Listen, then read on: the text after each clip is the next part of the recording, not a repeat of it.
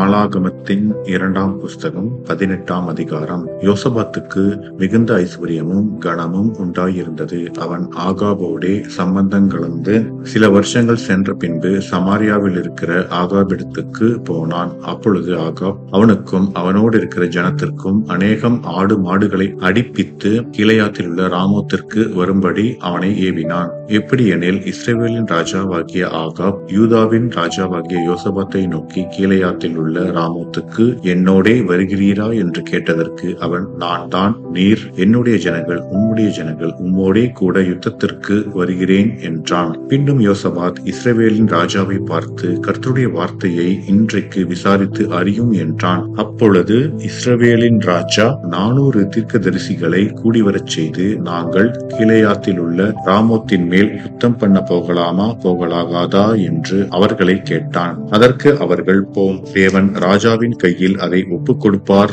என்றார்கள். பின்பு யோசபாத், நாம் விசாரித்து அறிகிறதற்கு இவர்களை அல்லாமல் கர்த்தருடைய தீர்க்கதரிசி வேறே யாராகிலும் இங்கே இல்லையா என்று கேட்டான். அப்பொழுது இஸ்ரவேலின் ராஜா யோசபாத்தை நோக்கி, கர்த்தரிடத்தில் விசாரித்து அறிகிறதற்கு இம்லாவின் குமாரனாகிய மிகாயா என்னும் மற்றொருவன் இருக்கிறான். ஆனாலும் நான் அவனை பகைக்கிறேன். அவன் என்னை குறித்து நன்மையாக அல்ல தீமையாகவே எப்பொழுதும் தீர்க்க தரிசனம் சொல்லுகிறவன் என்றான். அதற்கு யோசபாத், ராஜாவே, அப்படி சொல்ல வேண்டாம் என்றான். அப்பொழுது இஸ்ரவேலின் ராஜா பிரதானிகளில் ஒருவனை கூப்பிட்டு, இம்லாவின் குமாரனாகிய மிகாயாவை சீக்கிரமாய் அழைத்து வா என்றான். இஸ்ரவேலின் ராஜாவும் யூதாவின் ராஜாவாகிய யோசபாத்தும் சமாரியாவின் ஒளிமுக வாசலுக்கு முன்னிருக்கும் விசாலமான இடத்திலே ராஜ வஸ்திரம் தரித்துக் கொண்டவர்களாய் அவரவர் தம் தம் சிங்காசனத்திலே உட்கார்ந்திருந்தார்கள். சகல தீர்க்கதரிசிகளும் அவர்களுக்கு முன்பாக தீர்க்க தரிசனம் சொன்னார்கள். கெனானாவின் குமாரனாகிய சிதேக்கியா தனக்கு இருப்பு கொம்புகளை உண்டாக்கி, இவைகளால் நீர் சீரியரை முட்டி நிர்மூலமாக்கி போடுவீர் என்று கர்த்தர் சொல்லுகிறார் என்றான். சகல தீர்க்கதரிசிகளும் அதற்கு இசைவாக தீர்க்க தரிசனம் சொல்லி, கீலேயாத்தில் உள்ள ராமோத்திற்கு போம், உமக்கு வாய்க்கும், கர்த்தர் அதை ராஜாவின் கையில் ஒப்புக் கொடுப்பார் என்றார்கள். மிகாயாவை அழைக்கப் போன ஆள் அவனுடனே பேசி, இதோ தீர்க்கதரிசிகளின் வார்த்தைகள் ஏகவாக்காய் ராஜாவுக்கு நன்மையாய் இருக்கிறது. உம்முடைய வார்த்தையும் அவர்களில் ஒருவர் வார்த்தையைப் போல இருக்கும்படிக்கு நன்மையாக சொல்லும் என்றான். அதற்கு மிகாயா, என் தேவன் சொல்வதையே சொல்வேன் என்று கர்த்தருடைய ஜீவனை கொண்டு சொல்லுகிறேன் என்றான். அவன் ராஜாவினிடத்தில் வந்தபோது ராஜா அவனை பார்த்து, மிகாயாவே, நாங்கள் கீலேயாத்தில் உள்ள ராமோத்தின் மேல் யுத்தம் பண்ண போகலாமா போகலாகாதா என்று கேட்டான். அதற்கு அவன், போங்கள், உங்களுக்கு வாய்க்கும், உங்கள் கையில் ஒப்புக் கொடுக்கப்படுவார்கள் என்றான்.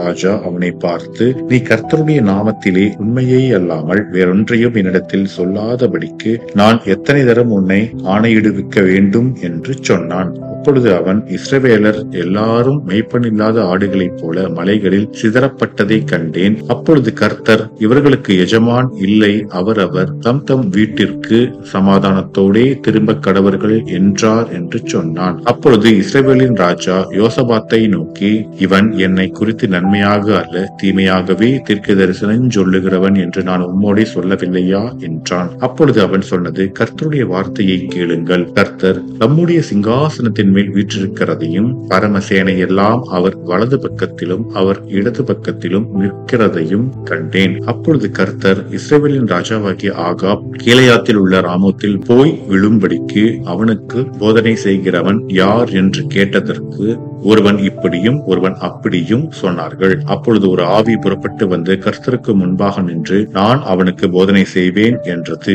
எதினால் என்று கர்த்தர் அதை கேட்டார். அப்பொழுது அது, நான் போய் அவனுடைய தீர்க்க தரிசிகள் எல்லாரின் வாயிலும் பொய்யின் ஆவியாய் இருப்பேன் என்றது. அதற்கு அவர், நீ அவனுக்கு போதனை செய்து அப்படி நடக்க பண்ணுவாய், போய் அப்படியே செய் என்றார். ஆனதினால் கர்த்தர் பொய்யின் ஆவியை இந்த உம்முடைய தீர்க்க தரிசிகளின் வாயிலே கட்டளையிட்டார். கர்த்தர் உம்மை குறித்து தீமையாக சொன்னார் என்றான். அப்பொழுது கெனானாவின் குமாரனாகிய சிதேக்கியா கிட்டே வந்து மிகாயாவை கன்னத்தில் அடித்து, கர்த்தருடைய ஆவி எந்த வழியாய் என்னை விட்டு உன்னோடே பேசும்படி வந்தது என்றான். அதற்கு மிகாயா, நீ ஒளித்துக் கொள்ள உள்ளறையிலே பதுங்கும், அந்நாளிலே அதை காண்பாய் என்றான். அப்பொழுது இஸ்ரவேலின் ராஜா நீங்கள் மிகாயாவை பிடித்து அவனை பட்டணத்து தலைவனாகிய ஆமோனிடத்துக்கும் ராஜகுமாரனாகிய யோவாஸ் இடத்துக்கும் திரும்ப கொண்டு போய் அவனை சிறைச்சாலையிலே வைத்து நான் சமாதானத்தோடே திரும்பி வருமளவும் அவனுக்கு இடுக்கத்தின் அப்பத்தையும் இடுக்கத்தின் தண்ணீரையும் சாப்பிடக் கொடுங்கள் என்று ராஜா சொன்னார் என்று சொல்லுங்கள் என்றான். அப்பொழுது மிகாயா, நீர் சமாதானத்தோடே திரும்பி வந்தால் கர்த்தர் என்னை கொண்டு பேசினதில்லை என்று சொல்லி ஜனங்களே நீங்கள் எல்லாரும் கேளுங்கள் என்றான். பின்பு இஸ்ரவேலின் ராஜாவும் யூதாவின் ராஜாவாகிய யோசபாத்தும் கீலேயாத்தில் உள்ள ராமோத்துக்கு போனார்கள். இஸ்ரவேலின் ராஜா யோசபாத்தை பார்த்து, நான் வேஷமாறி யுத்தத்தில் பிரவேசிப்பேன், நீரோ ராஜவஸ்திரம் தரித்திரும் என்று சொல்லி இஸ்ரவேலின் ராஜா வேஷமாறி யுத்தத்தில் பிரவேசித்தான். சீரியாவின் ராஜா தனக்கு இருக்கிற இரதங்களின் தலைவரை நோக்கி, நீங்கள் சிறியவரோடும் பெரியவரோடும் யுத்தம் பண்ணாமல் இஸ்ரவேலின் ராஜா ஒருவனோடே மாத்திரம் யுத்தம் பண்ணுங்கள் என்று கட்டளையிட்டு இருந்தான்.